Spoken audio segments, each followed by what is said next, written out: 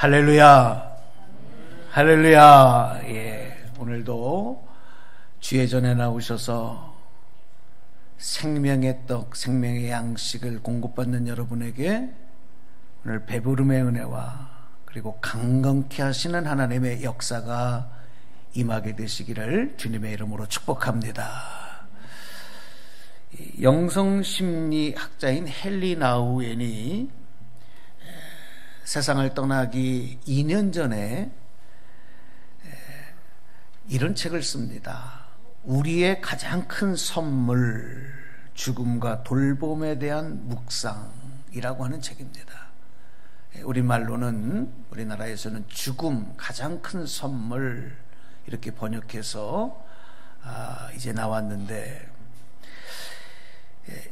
여기에서 헨리 나우엔은 죽음 이후의 세계를 설명합니다. 그리고 영원하신 절대자의 존재를 설명하기 위해서 이 책에서 이런 예화를 들어요. 이란성 쌍둥이가 서로 대화하는 그런 내용을 적고 있습니다. 그 내용을 잠깐 먼저 소개해 드리려고 합니다. 태중에 있는 여동생이 말합니다. 오빠, 나는 여기서 나가면 새 삶이 있다고 믿어요.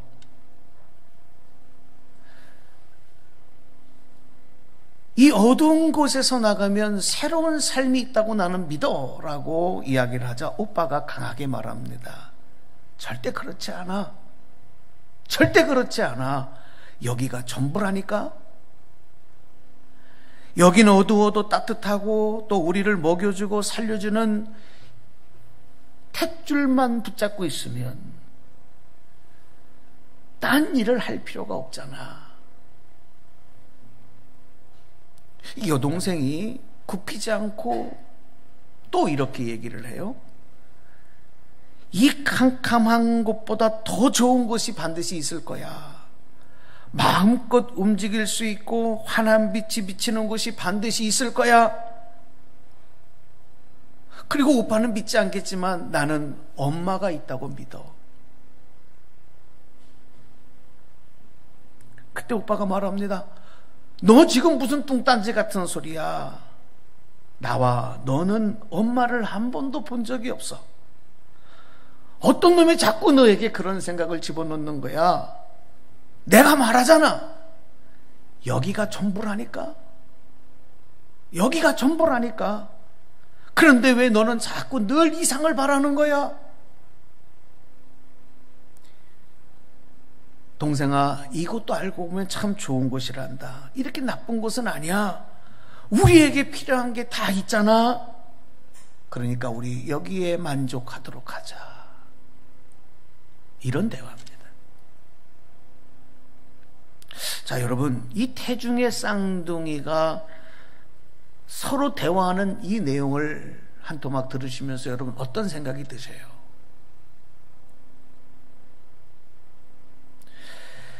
태아에게 어머니 뱃속에 있는 10달이라고 하는 기간은 인간으로 태어나기 위해 몸이 만들어지고 성장하는 아주 중요한 시기가 분명하지요.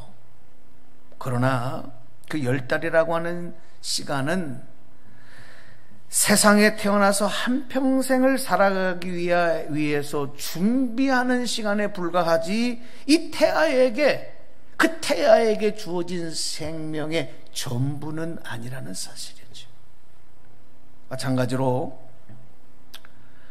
우리에게 생명이 주어졌을 때 이 세상에서의 삶은 영원한 세계를 위한 준비이지 주어진 생명의 전부가 아니라고 하는 것. 이 땅에서의 삶이 우리에게 주어진 생명의 전부가 아니라는 사실을 우리는 깨달을 필요가 있는 겁니다. 오늘 우리가 하나님을 믿고 신앙생활하는 데는 적어도 이 믿음은 갖고 있는 거죠. 이것을 조금 다른 말로 말하면 내세관이다, 이렇게 얘기할 수도 있어요. 사람이 죽고 난 이후에는 어떤 일들이 일어날까? 이것에 대해서 적어도 우리 기독교인들의 내세관은 죽음은 끝이 아니고 이 세상이 전부가 아니고 이 세상에서의 나에게 주어진 육체적인 생명이 전부가 아니다라고 하는 믿음, 그 깨달음이 우리로 하여금 신앙생활을 해나가게 하는 또 하나의 이유가 된다고 생각하게 됩니다. 그러나 많은 사람들은 눈앞에 펼쳐진 세상과 환경 그리고 자기의 모습만 보고 살아가면서 그 보여지는 삶, 그 보여지는 모습이 전부라고 생각해요. 그리고 거기에 목숨을 걸고 거기에 매진하는 삶을 살아가고 있습니다. 얼마나 많은 사람들이 그런 삶을 지금도 살아가고 있습니까? 그런데 성경은 그런 삶을 지혜로운 삶이라고 말하지 아니하고 오히려 어리석은 삶이다라고 말하고 있다는 사실입니다. 거기에는, 그런 삶에는 하나님의 축복과 하나님의 주신 생명 그리고 약속의 성취가 없다고 말씀하시는 거예요. 그리고 우리보다 먼저 이 세상에 태어나서 살아간 사람들을 통해서 그런 내용들을 설명해 주시고 또 보여주고 계시는 내용들을 우리는 성경에서 많이 찾아볼 수가 있습니다.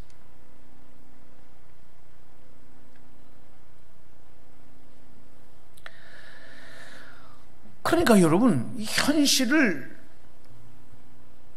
우리가 바라볼 때 눈으로 보여지는 세상만 보고 또 내 자신에 대해서도 지금 내 상황과 내 형편만 보면서 지금 나의 부족하고 나의 연약한 모습만 보면서 마치 어머니 태 속에서의 삶이 전부인 걸로 알고 있는 이 어리석은 태아의 모습을 우리는 극복해야 되는 거예요. 여기에 머물러 있으면 안 되는 거예요. 그 이란성 쌍둥이 오빠가 동생에게 우리 여기에 만족하도록 하자 라고 촉구하는, 여러분, 그 이야기에 우리는 머물러 있으면 안 돼요.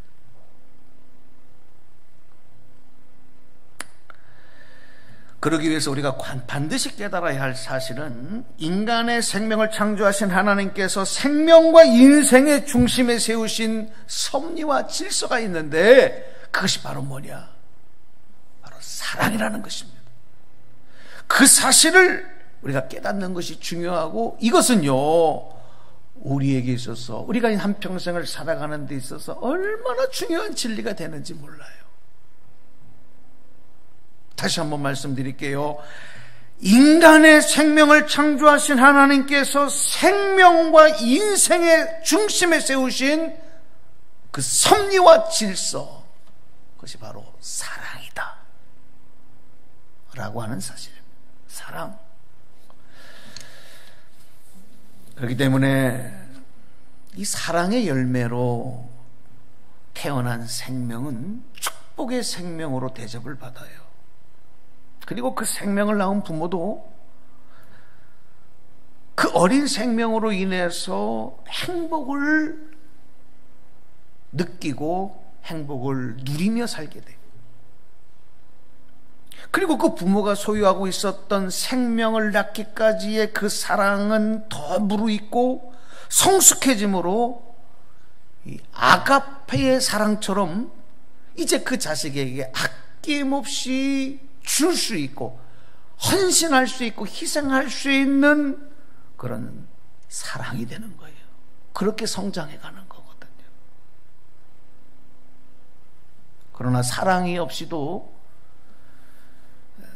육체의 본능을 따르는 인간의 본능적인 욕망만 가지고도 생명은 잉태될 수 있고 생명은 이 세상에 태어날 수 있습니다.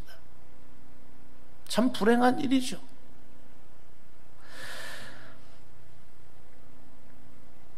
그래서 사랑의 질서, 하나님의 섭리가 아닌 인간의 욕망의 본능을 따라 잉태되고 태어난 생명은 그 아기도 불행할 뿐만이 아니라 그 생명을 낳은 부모들도 그 생명으로 인해서 불행하게 되고 행복할 수가 없어요. 여러분, 이 말씀을 다시 한번 잘 적용해 보셨으면 좋겠습니다. 하나님이 우리 인생에게 또 이 세상에 세우신 그 중심에 세우신 사랑의 진리, 이것이 얼마나 중요한 일인지 몰라요. 인생을 제대로 살아가려면 먼저 그래서 하나님은 사랑이십니다. 하나님은 사랑이다라고 하는 것을 분명하게 이해하고 고백할 수가 있어야 합니다. 오늘 이 아침에 오늘 교회에서 예배드리고 온라인으로 예배드리는 여러분에게 이 은혜가 있기를 주님의 이름으로 축복합니다. 하나님은 사랑이십니다. 왜냐하면 여기에 생명과 소망이 있고 여기에서 진정한 하나님의 자녀의 삶이 펼쳐지기 때문에 그래요. 오늘 본문으로 읽었던 고린도전서 13장 말씀을 우리 사랑장이라고 이렇게 부르는데, 여기서 바울은 고린도 성도들을 향해서 사랑이 무엇인지, 사랑의 속성에 대해서 설명하는 내용, 우리가 잘 아는 말씀 중에 아마 오늘 본문 고린도전서 13장의 내용들이 아마 있을 것입니다. 자, 그 중에서 우리 오늘 13장 4절에서 5절 말씀을 한번 대독해 드릴 텐데, 자, 한번 여러분 말씀 보시기 바랍니다. 사랑은 오래 참고 사랑은 온유하며 시기하지 아니하며 사랑은 자랑하지 아니하며 교만하지 아니하며 무례히 행하지 아니하며 자기의 유익을 구하지 아니하며 성내지 아니하며 악한 것을 생각하지 아니하며. 사랑의 속성에 대해서 바울은 이렇게 설명을 하다가 오늘 본문 7절에 와서 이렇게 설명하고 있는데요. 여러분, 이 말씀에 우리가 주목해 봐야 되는 것입니다. 말씀 다시 한번 보겠습니다. 말씀 읽어 주십시오. 모든 것을 참으며 모든 것을 믿으며 모든 것을 바라며 모든 것을 견디느니라. 아멘.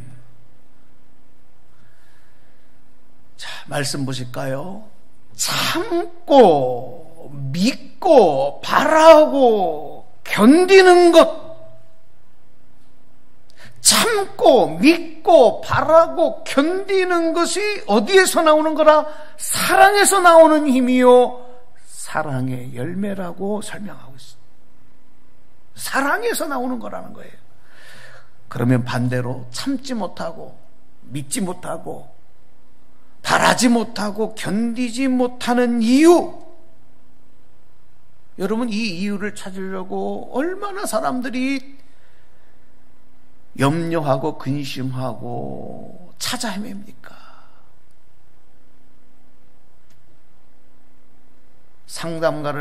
상담소를 찾아가고 치료받기 위해서, 인생을 치료받기 위해서, 마음을 치료받기 위해서.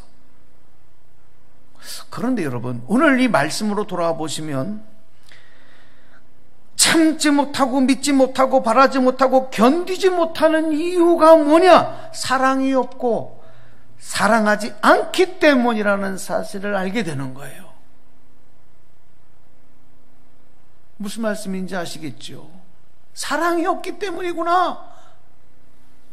자기를 사랑하지 못하고 가족을 사랑하지 못하고 이웃을 사랑하지 못하고 살아가는 사람들이 왜 그토록 힘들어하고 왜 그토록 살아가는 것에 대해서 괴로워하고 절망하는지 여러분 그 이유를 아시겠습니까?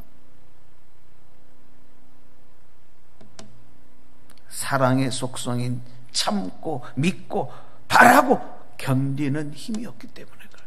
그 인생이 힘든 거예요. 지난 한 주간 여러분 얼마나 힘드셨습니까?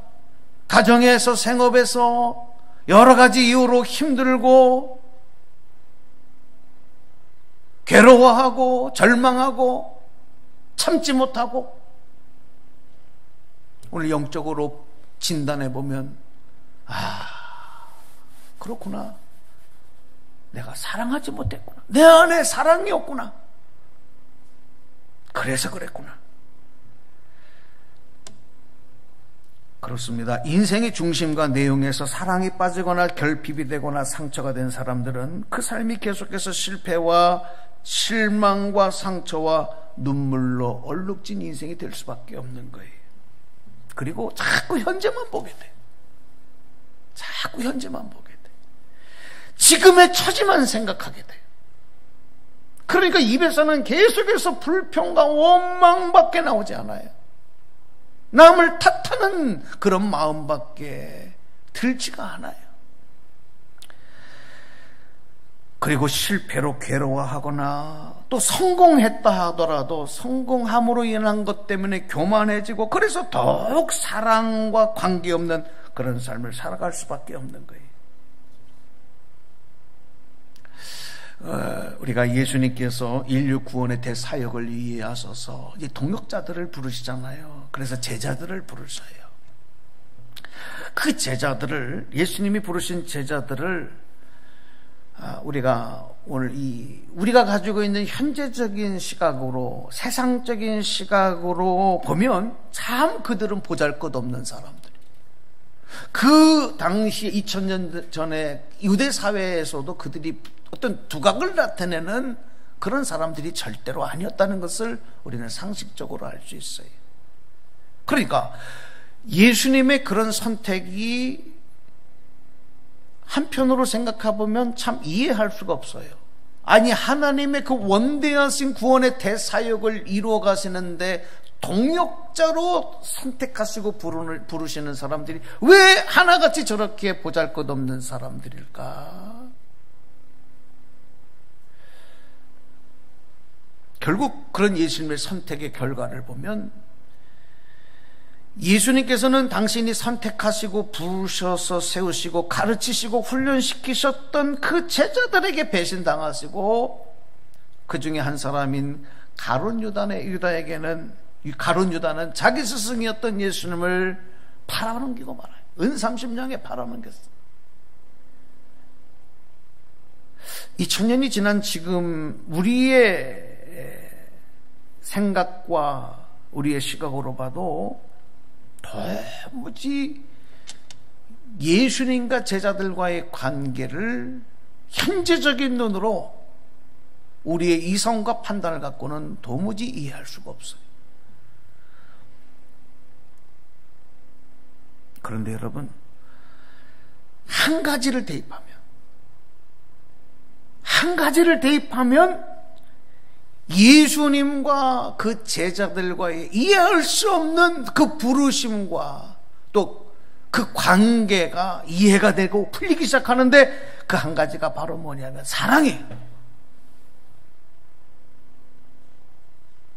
사랑을 대입해보니까 풀리기 시작하는 거예요. 예수님은 제자들을 부르실 때 그들의 됨됨이나 그들의 가능성, 그들의 능력, 그거 보고 부르신 거 아니에요. 오히려 그 반대예요. 자, 제자들이 예수님을 그렇게 해서 따라 나서고 3년 동안 예수님에게 하나님 나라에 대해서, 하나님의 뜻과 섭리의 계획에 대해서 배웠지만, 이 제자들, 부족한 제자들은요, 분명히 배웠어요. 몰랐던 것을 깨달았어요. 알았어요. 그런데 되지 않는 게 있어요.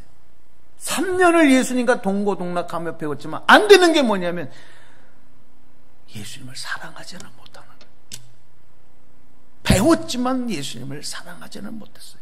그 예수님은 그들을 부르실 때 그들의 능력과 그들의 가능성을 보고 부르신 게 아니라 이유는 한 가지예요. 사랑하셔서 부르셨어요. 할렐루야. 사랑 때문이에요.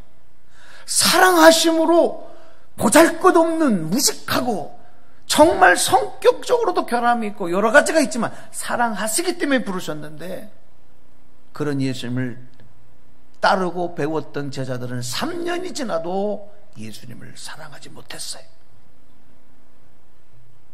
그러니까 예수님과 제자들의 사랑의 관계는 원사이드 러브예요. 예수님의 짝사랑이에요.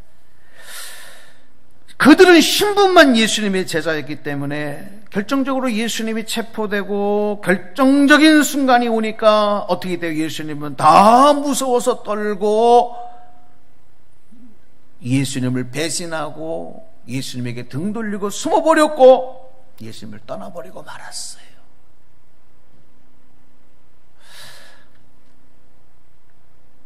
사랑하는 여러분, 오늘 저와 여러분을 우리 하나님께서 사랑하는 자녀로 불러주셨어요.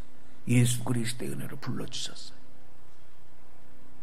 오늘 저와 여러분의 능력 때문이 아니고 가능성 때문이 아니고 됨됨이 때문이 아니고 오직 이유는 한 가지, 사랑하셔서 부르셨는 줄로 믿으시기 바랍니다. 오늘 우리는 예수님, 날 위해 죽으신 예수님이 원사이드 러브, 짝사랑하도록만 만들어 놓으면 안 돼요. 우리가 교회를 다니고 예수님을 믿고 하나님을 믿는다고 하면서, 나는 기독교인이라고 하면서 성경을 보고 말씀을 듣고 예배를 드린다고는 하지만 제자들처럼 10년을 신앙생활하고 30년을 신앙생활한다 할지라도, 아니 일평생을 신앙생활했다 할지라도 하나님을 사랑하지 아니하고 예수님을 사랑하지 아니하고 이름만 그리스도인, 이름만 하나님의 자녀라고 한다면 이거는 큰 낭패라는 사실인 것입니다.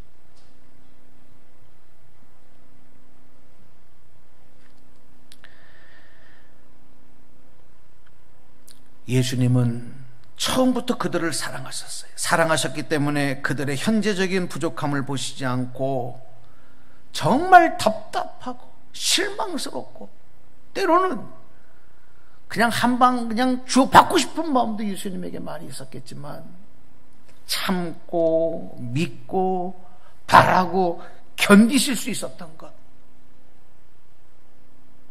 그들을 사랑하셨기 때문에 끝까지 그들을 믿어주시고 그들을 버리지 아니하셨고, 배신하고 떠난 제자들, 그 제자들에게 부활하신 예수님이 다시 찾아가 주셔서 그들을 회복하시고 그들을 어루만져 주시고 다시 사명을 주셨던 것도 한 가지, 여전히 사랑하셨기 때문에. 그 하나님의 사랑이, 그 주님의 사랑이 오늘 저와 여러분 가운데 함께 할 줄로 믿습니다. 오늘 우리는 때로는 현실적인 삶의 여러 가지 실망과 아픔과 어려움을 겪으면서 하나님과의 관계에서도 소홀할 때가 많아요. 그러나 우리 하나님, 우리 주님은 절대 사랑의 관계에 있어서만큼은 우리에게 소홀하시지 않는다는 것. 우리가 힘들어할수록, 어려워할수록 더 따뜻하신 손으로, 더 따뜻하신 품으로 나를 붙잡아 주시고 나를 품고 있다는 사실을 여러분 꼭 의지하시고 깨닫게 되기를 주님의 이름으로 바랍니다. 우리 믿음과 세상적으로 우리가 갖추고 있는 실력과 능력과 조건이 무능력하다 해도, 가능성이 없어 보여도 예수님은 끝까지 우리를 주목하고 계시고 포기하지 아니하시고 버리지 아니하시고, 그리고 그런 우리들을 변화시키셔서 위대한 하나님의 사람으로 만들어가고 계셔요. 하나님의 사랑은 아낌없이 주시는 아가페의 사랑, 무조건 주시는 사랑이기 때문에 그래요.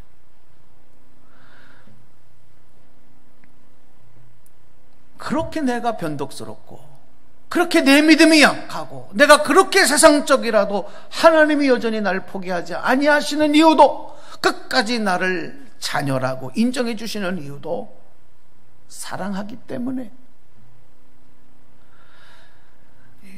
이 오리알과 계란을 동시에 부화시켜서 호숫가에 갖다 놓으면요, 이 병아리들은 물에 관심이 없고 물에 들어가려고 할 줄 알죠.